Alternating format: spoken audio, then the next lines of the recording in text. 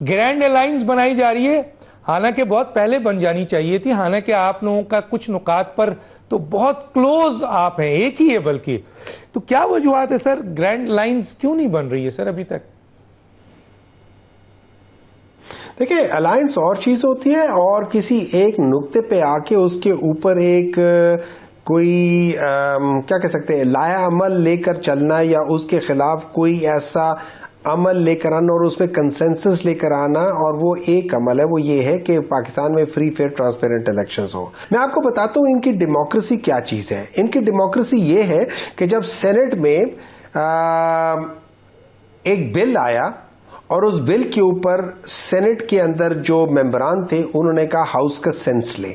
तो जब हाउस का सेंस लिया और उसमें वोटिंग हुई तो उसमें ऑपोजिशन, जो कि सेनेट में ऑपोजिशन थी, समहाउ हमारे नंबर ज्यादा थे।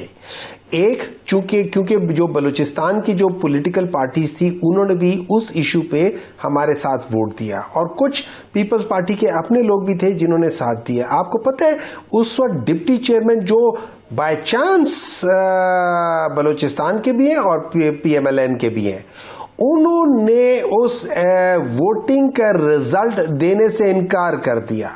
और जब उसके ऊपर हमने एहतजाज किया तो उन्होंने मुझे और मेरे समेत दो और सेनेटर्स को इस बात पे कि आप एहतजाज क्यों कर रहे हो, उन्होंने मुझे सेनेट के उस सेशन से उन्होंने मुझे निकाल दिया। कैन यू इमेजिन इनकी डेमोक्रेसी का? इनकी डेमोक्रेसी का हाल ये है कि जो डेमोक्रेसी में जो सबसे कम लेवल होता है पाकिस्तान हमेशा उतर रहा है। जब भी डेमोक्रेसी रही है पाकिस्तान 4 और 5 के दरमियान में रहा है। इसको कहते हैं हाइब्रिड डेमोक्रेसी। हाइब्रिड डेमोक्रेसी में आपका पॉइंट 4 से ऊपर होना चाहिए। 4 से नीचे हो जाए तो आप अथॉरिटेरियन रिजीम में आ जाते हैं।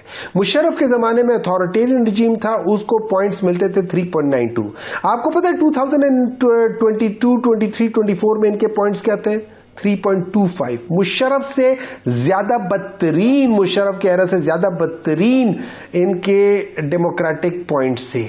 आपको पता है आज इस साल इनको क्या मिला? आज तो 2.8 या 2.75 का आया है। 2.84 2.84। डू यू नो इसका मतलब क्या है? ये और ज्यादा अथॉरिटेरियन, ये टोटल डिक्टेटरशिप की तरफ जा रहे हैं। ये बिल्कुल नॉर्थ कोरिया के स्टाइल की हुकूमत बनती जा रही है। इनको क्या पता डेमोक्रेसी क्या होती है? अगर इनको डेमोक्रेसी पता होती तो ये जो ऑपोजिशन जमातों के सारे लोग इकट्ठे हुए थे, इन्होंने 3 मुख्तलिफ होटल्स में बुकिंग कराई थी। इन हुकूमत के प्रेशर की वजह से वो सारी बुकिंग कैंसिल हुई थी।